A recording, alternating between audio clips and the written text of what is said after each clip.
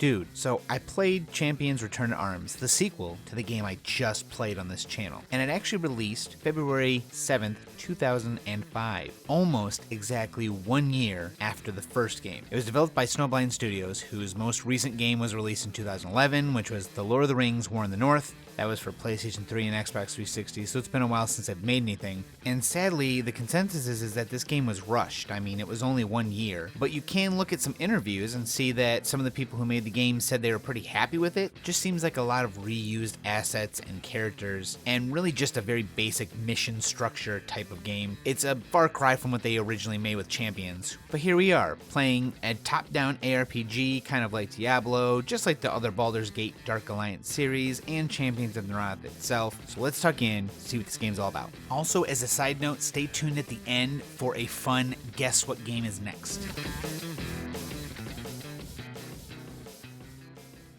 Oh boy, so I was excited to play the shaman character who, when I looked at, didn't really seem that interesting. It said something about summoning spirits, but he has a badger, which, I mean, that's fine, but he looked more like the wizard for quite some time, and just some spells, and that's cool. But I did say during my last video, I also wanted to play a melee character to see how that worked, and it kind of is what I did. So I chose the Berserker, which is the Vashir, and I started to go through his skill tree and noticed that he also had the ability to throw axes. So that will come into play as the video begins. But I decided this time melee. How the hell does this game handle melee? Well, I don't know.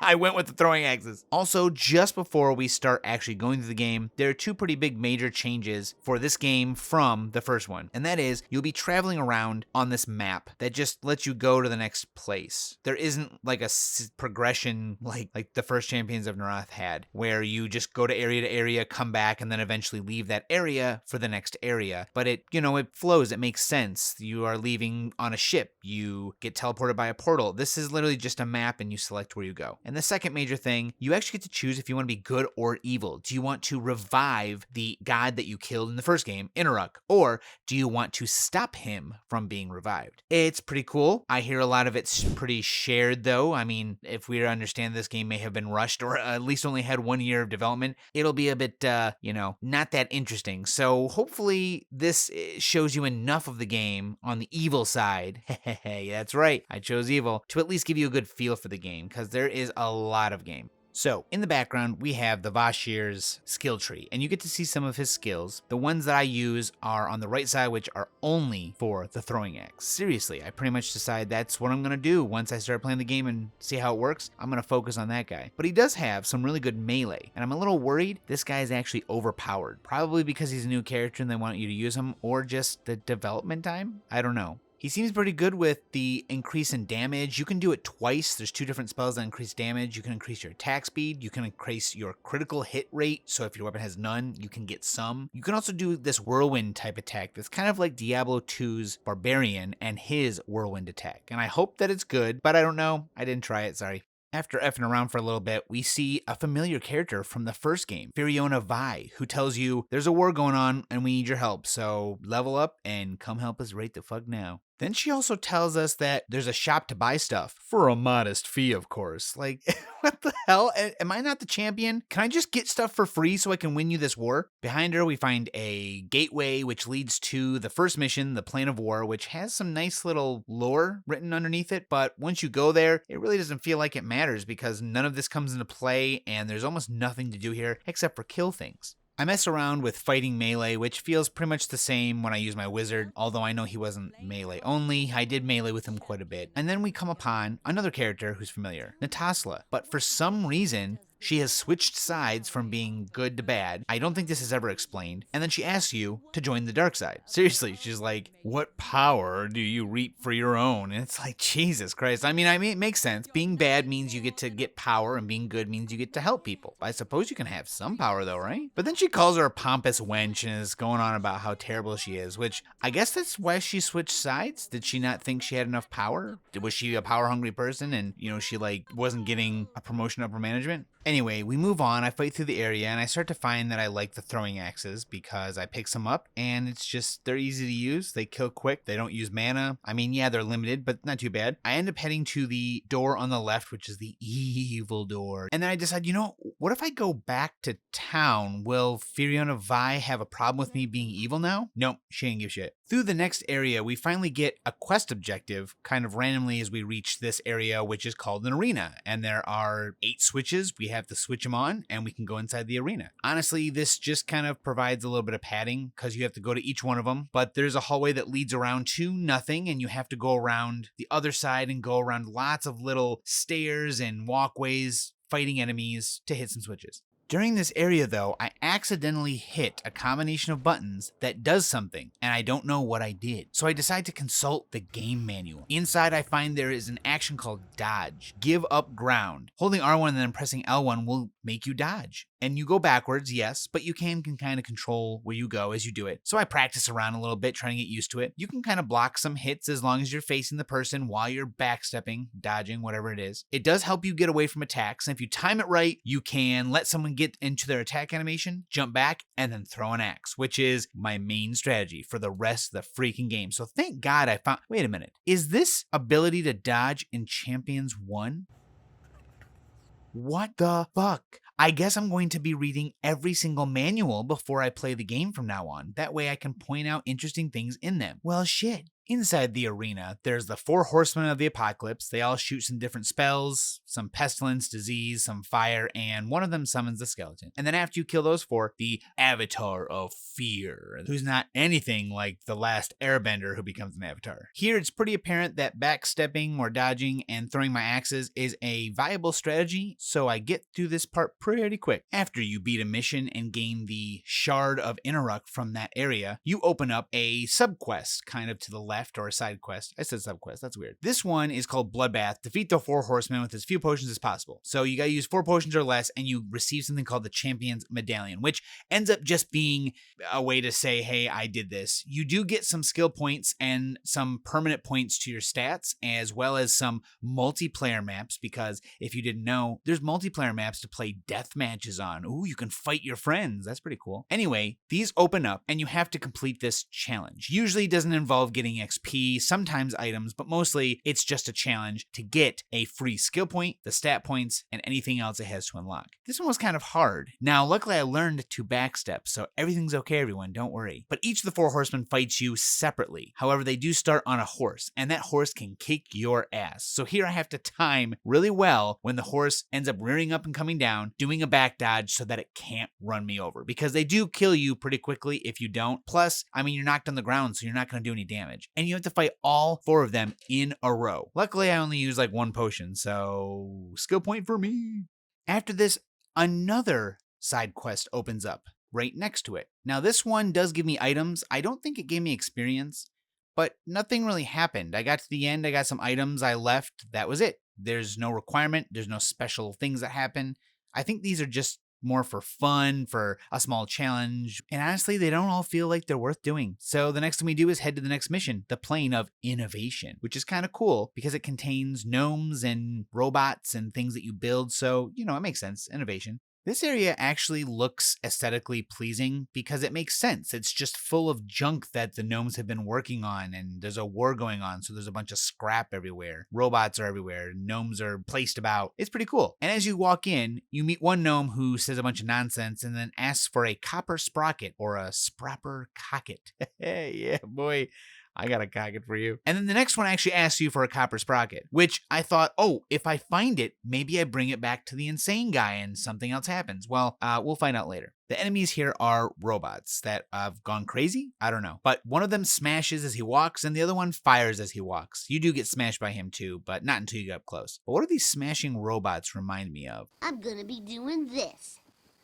If you get hit, it's your own fault. A little while in, I finally reached level 8, and I waited to talk about my level because at this point, I've really only been putting it into 2 different skills. One of them increases the damage you do with thrown weapons, and the other one creates them. Literally, through sheer force of will, just bear down and there's an axe. These are pretty straightforward. The one gives more damage, 5% each time you do it, and the summon axe actually does create a stack of axes in your inventory that do weigh something. They don't sell for anything, so you can't get the game there like sell all your axes. They do some damage, but I don't really use them for a little while because everything you can buy in the store or buy get off the ground is just better. So until I get a higher level in this, I don't use them that much, but I do keep them around in case I run out of them because like I said, they do have a quantity, so you're going to run out soon. We end up running through a long set of caves, very, very long, fighting lots of robots, and one new enemy, some gnomes with ignite barrels on their backs, and they just come kamikaze into me? I don't know. But we eventually reach a lift, and this lift takes us to a gnome piloting a mecha suit with blades on it, and his name, Iron Guardian, and he kicks my ass. And I'll tell you what, it really is only because his barrage of arrows kills me so damn quickly. I don't really understand why that's so strong, and blocking it can still get you killed sometimes. It all depends. But I learned that my backstepping dodging thing wasn't working, so I have to kind of maneuver around that. And I do end up killing him, but I die a few times. After this, I level up and I get the next damage on my throwing axes, which now is when it starts to become pretty strong. I think I still use a few other things here or there, but I will become reliant on these axes as they do become so strong so quickly. I mean, why not? Also, the insane guy won't take the copper sprocket no matter what I do, so I have to turn to this guy and we finish the mission and we head to the side mission.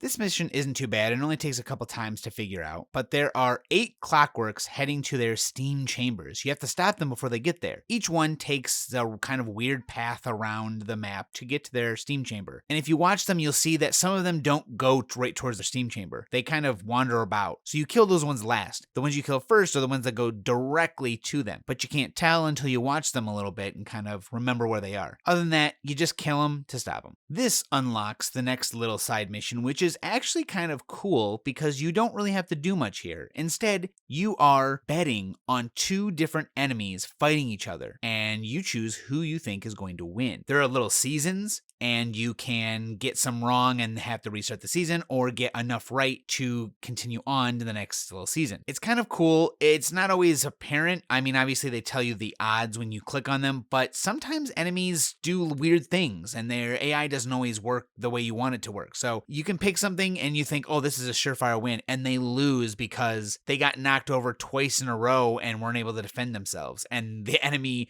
even though he's little and crappy, ends up hitting him so many times he kills him. It's kind of, but it's just fun. It's an easy one you just pick and you watch and you don't have to do much. So it's not hard. It's more just, a little luck. We get our next mission, which is always the same. Go here and get a shard of Interrux. So that's pretty much what this is. Every mission is just like this. You just have to do a slightly different set of things. Okay? Well, the next area we go to is a fan favorite pit of ill omen, where we had our double twist from the last game. A dude turned out to be an orc, and the orc actually was an elf. So, and here's a little bit more lore, which, that's cool. Yeah, you're right, all those things. There's just a bunch of shit, and go there and get the shard, please. And actually, as I get into the level, I realize I'm wrong. We're not getting the shard here. We're actually getting the ability to breathe underwater to go to another level to get a shard. So it's a whole level just to get to another level to get the shard. And we get the water breathing from the mermaid, who we met in the first game. And there it is again. They just characters from the first game, reused assets, and of course, there are the 3 women we saw before. In this area, we fight some fishies out of water, we fight some upright crustaceans, and for the mermaid herself, who has lost her conch shell, we have to go kill some cyclops dudes, which, sorry guys. Oddly enough, there's a mechanic here where you get to click on a boat and pick 4 areas to go to, and I guess that's fine, but it pretty much just might as well have been doors, or really just a forward set of hallways anyway, because there's nothing else to do. You have to go to each of these places. You have to visit all of them.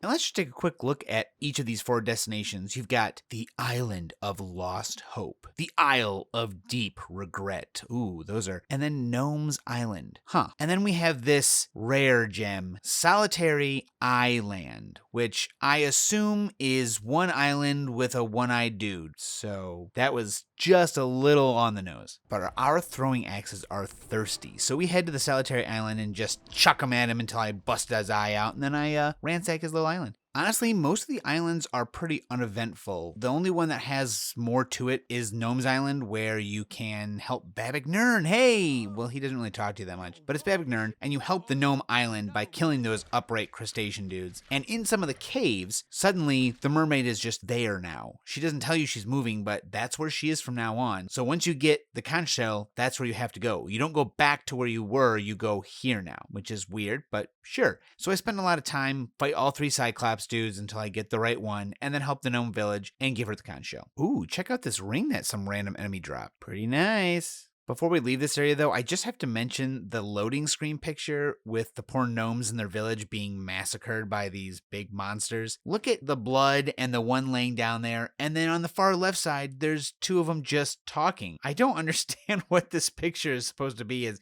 obviously just a screenshot of the NPCs running around doing whatever the fuck they want. Now that we can breathe underwater, we can head to the plane of water, because it's full of water, where we fight some guys with some spears and more crustacean guys. And honestly, this part is again just padding. Once you go through, you have to unlock 3 seals, and these 3 seals are in 3 different directions down the same length of paths with caves everywhere and guys to fight. It's a little slow, and there's nothing exciting. It's just fighting some guys underwater, and eventually you get to the last seal, and there's a treasure chest that will open and just spit the shard out at you. Like, here you go. Now, once you get the shard in a mission, you obviously get the side mission. So I go to try it, and it is not a fun mission. You are underwater, you can't breathe anymore, you have to go to these water bubbles, kind of like Sonic, and you have a limited amount of air. There's a bunch of skeletons around in the water shooting arrows at you and attacking you, and you have just enough air in between each set of air bubbles to make it, and you're slow in the water, and there's skeletons, and you have to find 10 pearls in these chests, and it always takes a second or two to open up the chest and get the pearl, and honestly, it's just like a puzzle of finding which direction to go where the pearls are, and after I die several times trying to figure it out, I think, man, this is just too slow. I just don't want to do it again. I did get 7 pearls, which unlocked the upper crest, which did give me the point to intelligence, stamina, and a skill point. I didn't unlock the map and get the Champions medallion and unlock the other side quest, but I'm gonna be honest with you, I have like 4,000 games to play, and I just don't want to sit here too long. I want this to be,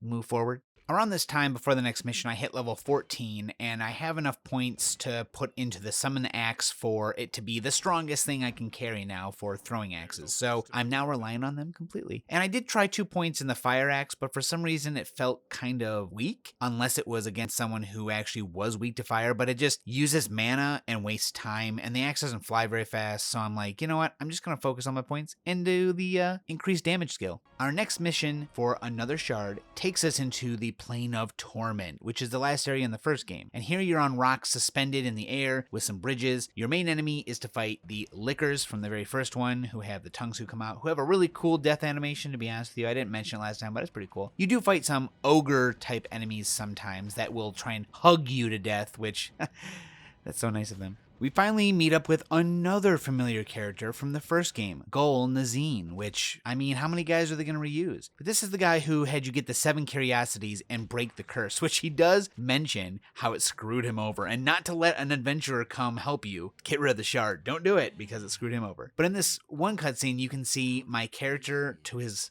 right, and he's obviously looking at me, so I'm sorry, Berserker, but you are not the main character. The Plane of Torment really isn't too interesting. Again, I mean, sadly, the one mechanic that you do at first is to carry a flame over to this diamond-shaped thing, and as long as you have some flame left, you can activate it. It's kind of like the bubbles almost with air, just now you're holding fire, so you don't die when it runs out. But there's just a bunch of lickers and ogres. When you get into the castle itself, there are now archers, there are guys who are stealthy with swords, and there are ogres, and there are sometimes lickers. There's also these like tentacle monster guys. There's only very few. And then you fight this guy called the Tormentor, who is surrounded by archers, and sometimes one of them can be an exploding archer, which if you get shot by an exploding archer, you will get pinned against the wall and just continuously blasted in the face. After getting the shard and returning with it, you unlock a side quest, just like usual. This one, however, did not interest me at all. I tried it a couple times. You have nothing, no weapons, no potions, no skills, nothing. You're supposed to sneak around this place and use ignite barrels to blow up skeleton guards and free souls. I didn't do it very much.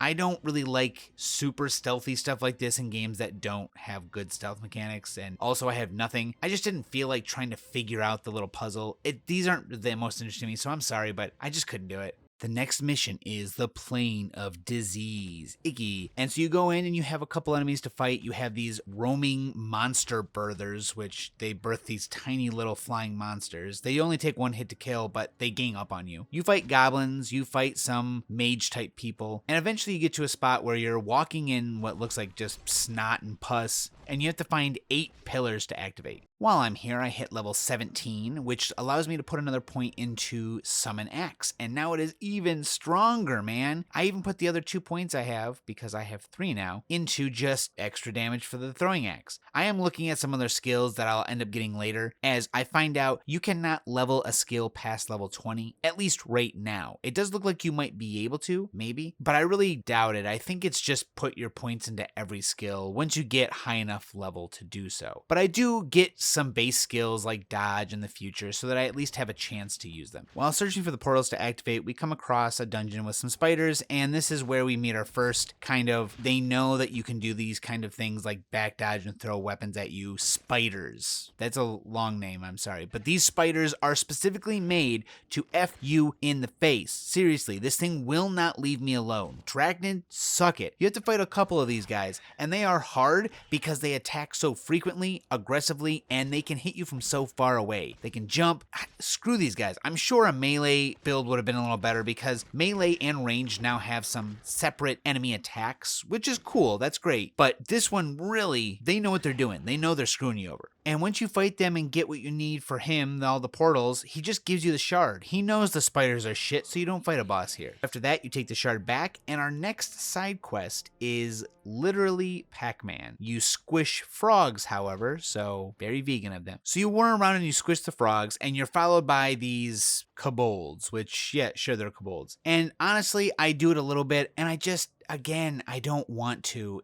This one is even more luck based because though kobolds don't necessarily go where you think they're gonna go all the time, and sometimes they veer off, but they just relentlessly kill you so quick, and they can kill you in one hit. You can't kill them, you just block and hope to get away, and they chase you. I think you can get away from them, but after a couple tries, I was like, this is not fun, I'll be honest. The next mission is us tricking the good guys into letting us work for them so that we can pick up a couple shards because, well, they have them, or at least, well, this guy has a portal to the only place to get them. I don't know. But this guy's like, go get these shards to this portal, and you help us out, and I'm like, ha ha ha, I'm actually evil. F you, bro. The portal we go through sends us to the Obsidian Forest. We don't actually know what plane we're on, we just know that we're here to kill. So we go through killing some goblins, a couple of the larger ogre type enemies, and then we end up in the lava area from the first game, where we fight some similar enemies again, where we fight these guys with stone who throw rocks at you. We don't get to drive a car, but we do have to turn off some valves to stop some lava from flowing up into one,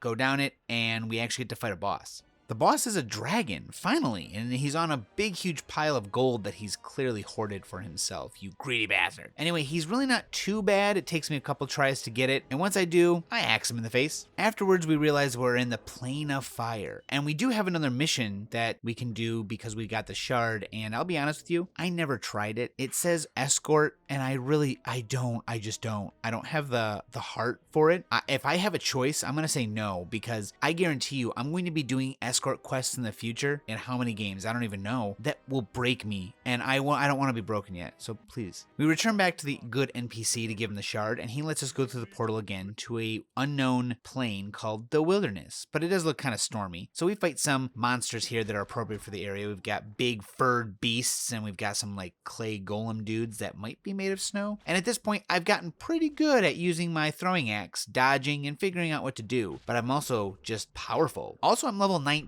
In the first game, I beat the game at level 19. So either this is longer, I'm leveling up quicker, or I'm moving faster. Maybe all three. Some uneventful fighting in the wilderness leads us to a cave where there's a guy named Eden, and he says, "Stop, don't go here. They're all plagued. You're screwed." So we actually have to play a stealth game, and it's just not fun. So I eventually just start back hopping and running and just eventually getting to the next area. And every time I get to a save, just restarting the save because, yeah, the enemies will still be right there, but they aren't aggroed for the first several seconds. So you can just run away. And I get through here without having to stealth. After this, I continue through some more icy type caves and areas with nothing interesting going on. Yeah, there are some buildings with some lightning coming down, but it's not interesting. I'm just kind of going through corridors and fighting again and again until I get to a boss named Wanglocks.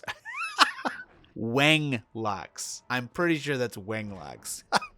Once you defeat this guy, who can one-shot kill you or at least knock you over and love you to death, you get a shard. But don't stop there, because remember those guys who were plagued from earlier you had to sneak past? For some reason the game's like, your quest isn't over, you gotta go kill those guys. But I'm evil. Who gives a fuck if those guys are there? I have a shard to raise a god from the dead. Why am I fighting these guys back here? And this takes a while. You have to go back through the entire stealth area and kill every one of them. Everyone. Which means that I miss one, of course, and have to go back and find them. Around here, I hit level 20, but there's nothing really interesting going on in the skill tree as I just continue to increase the damage of my throwing skills and the summon axe skill, which is wonderful. It's just really cool. I can summon my own axes and I don't have to use... by the time I have to use it again, my mana has regenerated with no potions because you make like 70 or 80 axes. And yeah, they do weigh a bit so that they take up more inventory space, but you eventually get a skill to reduce that. So who cares? I'm just getting a bunch of damage. Returning to the NPC with this shard means that he will understand that you're trying to backstab him, which, okay, great. Right as the conversation ends, I get ready for battle, and no, he just teleports you to another area, or you get there by clicking your heels. You go here, and you must fight through large areas with humans, who are on the good side, of course, and they are a little tough. As you can see, my axes are literally bouncing off their chest, which is a cool mechanic because you can see the axes literally hitting the ground and they bounce off of them. So, maybe you weren't aiming very well, maybe their armor's too thick, you just didn't hit the right spot. That's pretty cool. But this area is large, has a lot of people, they're very tough, and if you screw up a little bit, you will die right away. And it's a large area, like I said. You've got to find 4 keys for 4 sarcophagi. The 4 keys are spread out outside, and the 4 sarcophagi are spread out inside of an area. You have to find all of them. And it's kind of annoying. You just have to go everywhere and kill everyone. And then go inside of the building and go everywhere and kill everyone. Then you gather each of the 4 things from the 4 sarcophagi, and you bring them back. This lifts this incantation covering a shard, you get the shard, and you go back. And that's it. Your next mission is to go to Fadark Forest from the original Norrath, which means you get to see the elves in the city in the trees. And you have to go through some dungeons and a little maze, and it is really repetitive at this point. We just kind of go around and click on 8 things yet again, and then we leave. We don't get a shard there, we just unlock the path to get a shard, which is in the Plane of Nightmare, where we once again walk around into some dungeons and fight some enemies. That's it. There's nothing else to do. You do end up fighting the sleeping spirit of Vannerhost, I think. I'm not sure if that's what it is, but he does kind of taunt you as if he's about to be a big deal, and then you kick his ass because, my throwing axes at this point are fucking strong. Let's not mince words. This last shard allows us to enter the last level, the Plane of Tranquility, where we fight the good NPC from earlier, Nathaniel Marr, Nathaniel? What that M? Anyway, this guy is freaking tough. They knew what they were doing when they made this guy. He relentlessly pursues you, and if you are too far away, he will fly at you and knock you down. I don't know how you're supposed to do this. Is there a legitimate way to do this? I died so many times, and I understand this is supposed to be the final boss. This is going to be difficult, and there are ways to fight him, but I fought him so many times, but it actually took around 20 minutes of fighting him over and over and dying until I finally realized what I could do, because he doesn't really have that many openings that don't get you punished if you just make the smallest mistake, a small timing error, or you think he's going to do the break in his attack so you can attack, but no, he doesn't. He just destroys you. Every time he hits you with his sword glows brighter. Eventually he hits you and he knocks you down. So no matter what, if you take too many hits on your shield, you will still get your ass knocked out. So you can't let him do that. But if you get too far away, he'll knock you down and kill you. And if you get up against a wall, well, good luck, because he can just destroy you. And if you kind of go around to his backside, he does do a spinny attack. But here's what I found. If you wait a couple of attacks, wait for his combo to start, because he's going to keep going. Keep blocking and watch for his sword to start getting any kind of glow. Dodge away at that point, you'll have a better chance of getting a couple of attacks in. Regardless of whether you're melee or ranged, you'll have a chance. Now for this fight, I did end up using the ice axe, which isn't leveled up very far, but does seem to have more of a guaranteed chance to hit, and it doesn't really slow him down. I mean, he's pretty much resistant to every kind of magic, so don't think you're going to be able to slow him down with something like ice. I don't know about root. Maybe root works. I really doubt it. But once you start blocking his attacks, make sure that you face a direction to back hop to his side. You're going to have to do this quick. At least that's what I was doing. And he does kind of continue attacking, and you can get a couple pot shots on him. And he also sometimes will come out of that with a circular swing instead of flying at you. But also make sure that if you back dodge too far and you have a chance, go towards him. Yeah, that sounds stupid, right? Go towards the guy who can murder you in a second. But the further away you are, like I said, he can fly at you and knock you down. You don't want that. That doesn't matter who you are. You will get your ass knocked out. So don't get too far away. If you get too far, start running towards him and hope to God that you're out of range of that flight to death. Eventually, I do kill him, and that is it. Lord Inaruk is revived, and we're the greatest bad guys ever. And I'm sure we're rewarded because Inaruk rewards everyone, right? He's a peaceful, loving, caring god, not the god of hate for sure. I mean, come on. And now we can all say game number 2 beaten. Wonderful. Head on to the review. Forever be written across the vast black spaces of night. This won't be too terribly long, as this game doesn't have that much going for it. I did talk a little bit about in my first video on Champions of Norrath how I thought about that game. And it's a fun game. It does have its flaws and it's a little slow. This game is very slow. Yes, I end the game at level 26, which is pretty cool. I think I'm actually 27. And that's cool, but that doesn't really mean better. It just means I leveled up faster. I do appreciate having more skill choices, even though I end up locking myself into only a couple skills for this character, but I still got more skill choices. Clearly, they knew that we wanted to level up and get some more stuff, which is great. That was a good idea by them.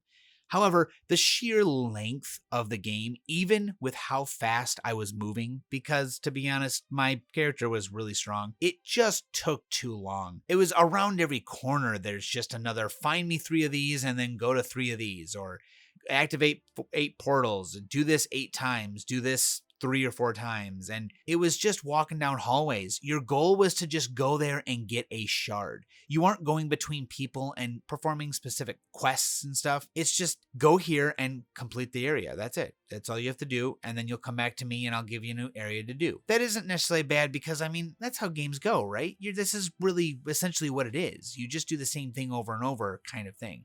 It's really the flavor that you get, right? If I'm told, hey, go to this portal and click on a button and then go find me a shard. Is that better than when we were betraying Vanderhost with the other vampire woman and we had to fight him as a boss? Probably not. It sounds at least a little more interesting. He even drops you in the first game, drops you down and fights the lowly vampires he makes fun of, and then you have to climb your way out and then get to him to fight. You know, the Pit of Ill Omen in this game was boring, but in the other game, at least, you know, you got to fly around to different areas because the flavor was that the portals were broken and you needed to figure out a way to get the Horn of Ill Omen, which is cool. That's fine. I mean, yeah, of course I'm going down linear hallways fighting enemies, but it's much longer here. Not only that, but the enemies really are designed to stop the ranged characters from being as good. I don't know why they did this. I honestly enjoyed combat when I first started with the Vashir because it was brutal. It was quick.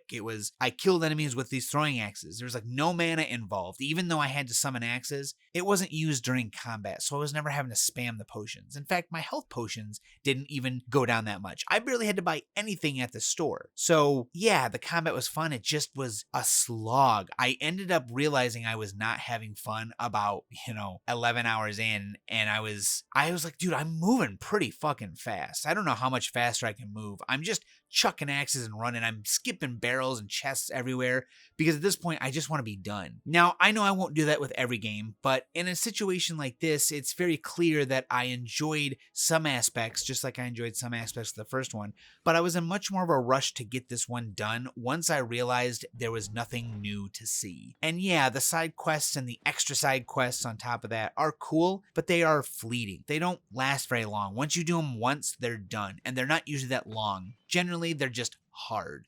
tedious. I know that I didn't do all of them, but I was pretty easily able to beat the game, and I still beat it, and it was fun in a way. I just wished it ended at level 19. If it ended at level 19, I would have been pretty satisfied, but it just dragged on too long. As for the loot itself, I think it was a little better because I was I was creating my own weapons. I never really used that many, but there were some options for me. I did see some unique weapons that were cool. They had yellow names. They were more damage, I suppose. They had more slots available to slot your things in. You also picked up a lot more of the items to slot into weapons, so that was cool. And there are several difficulties, so you'll get better ones as you go. So your weapons and your damage and your resistances and health regen, all that stuff will be better as you go on. That's cool. I do like being able to pick up the little trinkets, the bull and the owl, and they just give you passive bonuses. That's cool. I like the jewelry. That was fine. The armor was fine. There's a few more options for things. You know, stats, a couple stats that weren't really in the first game very much, or at least none that I ever saw. And I did get more magic items, so it was cooler. I actually waited for them more often and not just waiting for white items that were higher defense and hoping to find an item to socket into it. I enjoyed the first 2/3 of the game, and the last third was just terrible. I think this guy is pretty overpowered though, which was nice, and that probably changes how my playthrough went. Don't forget that I also played on the evil playthrough. The good one could be completely different. So there is a couple good things about that. There are a couple builds for each character. Obviously, you don't get enough for your first playthrough to choose every skill. You can make a build. With this guy, I did throwing axes, which was really fun. I could have done melee, but I didn't. I did throwing axes. I'm glad I did. It was fun. And so the other characters, like the Ixar Shaman, he's probably a little overpowered, maybe. I don't know. I didn't try him. But the other classes do get 1 or 2 extra abilities at the end of their skill tree so that you have something else to go for. But I honestly think that if the damage that I was doing with this Vashir guy could have been transferred somewhat to the other characters, I just think they're going to be underpowered. My wizard felt like crap compared to this dude. And I'm going to tell you what, it's the same. The wizard is the same. He only has 1 extra skill at the end of his skill tree. That's it. So he does the same damage, does the same things, and I can even port my character from the first game over. Something I didn't do because if you just pick this game up, I wanted to see what it was like blind. Yeah, I could have played the second difficulty with my wizard. I'll be honest though, it would have been hard. I'm glad I picked this guy. I was able to get through the game in a reasonable amount of time, even though it was friggin' long. And there's a lot of reused assets. So there's my little review. It was a fun game, and I don't know, man. I'm glad to have played it. It would have been way more fun with another person, just like I said in the first one. Man, if you got 2 people, then the spiders and the guys who with the last boss who just dominate you aren't so bad. That person can sit there and block and take aggro, while the other person ranged or melee pot shots them. It's much more possible. I think this game is not nearly solo friendly as Diablo 2, which is very solo friendly. Torchlight, I guess even a game like Wolcen is solo friendly, but this game is just not, man. It's fun, but it's tedious 1 player. It's probably fun 2 player. And at one point, maybe one day, I'll get a little thing going where I do 4 players. If I ever find time in between 4,000 fucking games to play. So thank you so much for watching. That was my review. Let's go to the outro. Alright everyone, we've used the Midjourney AI to generate a picture of the next game. Can you guess what it is? We'll do this every time, as long as I can get more pictures. So what game is next?